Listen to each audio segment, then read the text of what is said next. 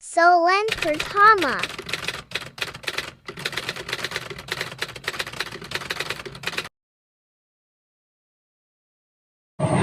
Assalamualaikum dan selamat sejahtera. Nama saya Nur Fatah binti Roslam. Nombor metrik 271815. Saya akan menjawab persoalan tentang terjemahan kepada apa yang disampaikan oleh Tuan Guru Nik Abdul Aziz Nikmat dalam bahasa Melayu yang jelas.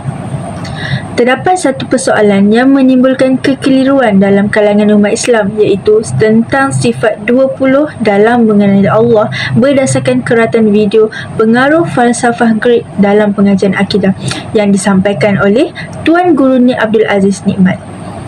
Ulama menyatakan bahawa awaluddin maghfirullah, iaitu mengenal Tuhan kamu, adalah perkara wajib dalam Islam dan cara untuk mengenalinya bergantung kepada seseorang individu itu sendiri, sama ada mengikut sifat 20 atau mengikut Al-Quran.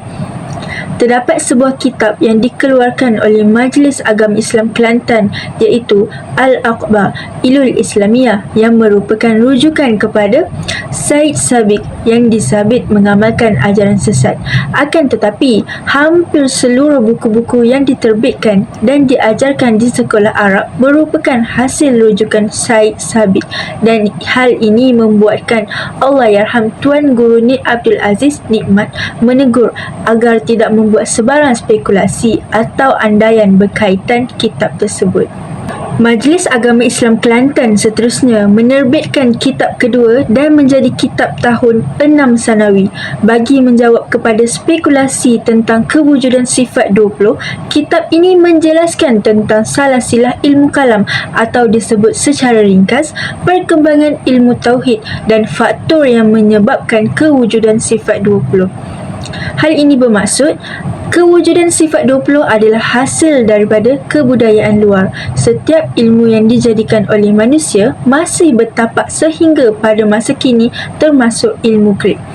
Seterusnya, pada zaman itu terdapat tokoh-tokoh ilmu fiqh sejak 1000 tahun sebelum kewujudan Nabi Muhammad seperti Arastu dan Fuqra yang memberi kesan pada pemikiran manusia ketika itu.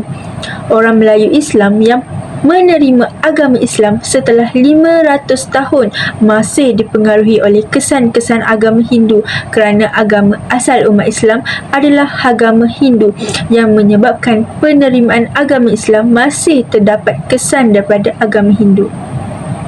Contohnya, bersanding selepas pernikah. Perkara ini bertentangan dengan ajaran Islam yang menuntut agar umatnya tidak mendedahkan isteri kepada khalayak ramai.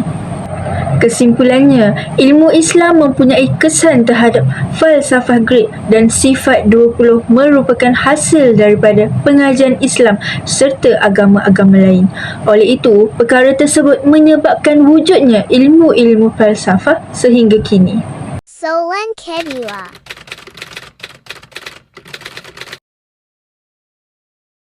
Seterusnya, soalan kedua.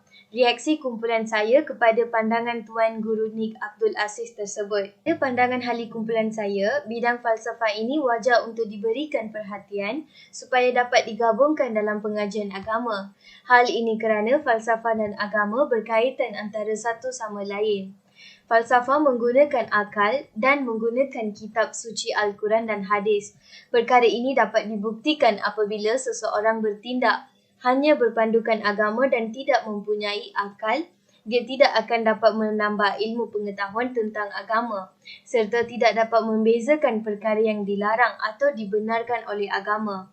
Sebagai contoh, seorang pemimpin yang sewajarnya perlu mempunyai falsafah dari segi rohani, kerana rohani merujuk kepada sifat yang perlu ada pada diri seseorang dalam agamanya. Selain itu, falsafah juga merupakan satu kajian masalah yang asas, penting, abstrak dan secara umum masalah tersebut dari aspek ilmu, moral, penaklukan dan tujuan kehidupan manusia.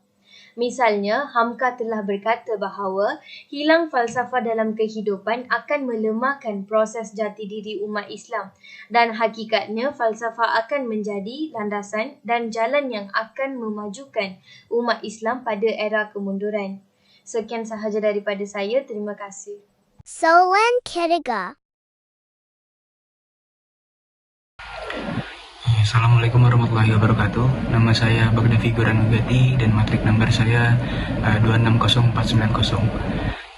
Saya akan menjelaskan jawaban dari nomor 3, yaitu adakah wajar falsafah diberikan ruang untuk mengatur dan campur tangan dalam pengajian agama.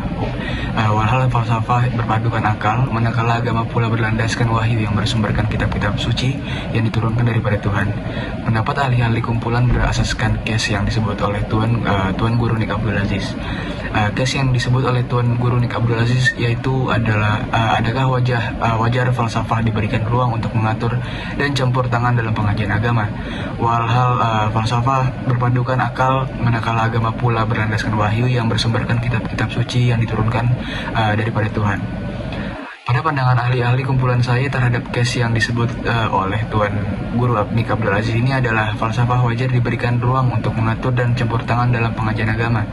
Hal ini karena falsafah dan agama saling berkait, karena falsafah menggunakan akal dan agama menggunakan kitab suci Al-Quran dan hadis. Perkara ini boleh dilihat bahwa tindakan seseorang yang hanya berpadukan agama dan tidak mempunyai akal, ia tidak akan dapat meningkatkan pengetahuan tentang agama serta tidak dapat membezakan perkara yang dilarang atau dibenarkan oleh agama. Sebagai contoh, bagi seorang pemimpin, beliau perlu mempunyai falsafah dari segi rohani, karena rohani merujuk kepada sifat yang perlu ada pada diri seseorang dan agamanya. Pemimpin tersebut perlu mendalami ilmu agama dan senantiasa beribadah untuk meningkatkan keadaan mental yang logik dan mementingkan kebajikan manusia yang melibatkan moral sosial dan masyarakat. Sifat yang dikemukakan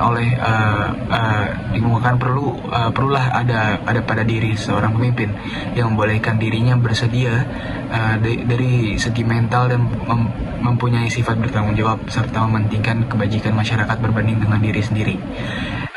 Di samping itu, falsafah juga merupakan pengkajian masalah asas penting, abstrak dan secara umum masalah tersebut dari aspek ilmu, moral, penaklukan dan tujuan kehidupan manusia. Misalnya, Hamka telah berkata, hilang falsafah dalam kehidupan yang akan melemah proses jati diri umat Islam, dan hakikatnya falsafah akan menjadi landasan dan jalan yang akan memajukan umat manusia, umat Islam pada umumnya pada era kemunduran. Terima kasih. Assalamualaikum warahmatullahi wabarakatuh.